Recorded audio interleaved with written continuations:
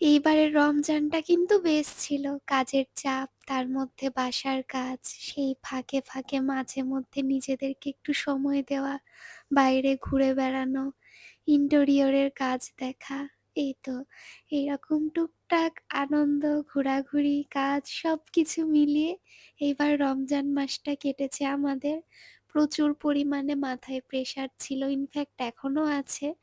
তবে হ্যাঁ, আলহামদুলিল্লাহ সাকসেসফুলি সব পার্সেলগুলো ডেলিভারি করতে পেরেছি এবং লাস্ট 1 উইকে কোনো রিটার্ন আসেনি।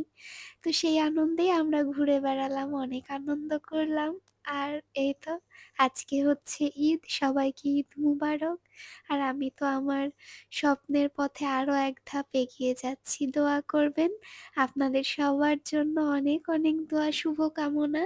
আপনাদের সবার ঈদ প্রত্যেকটা দিন ভালো কাটুক এই কামনা করি। আমাদের জন্য একটু দোয়া করে দিবেন। Thank you so much. ঈদ মুবারক।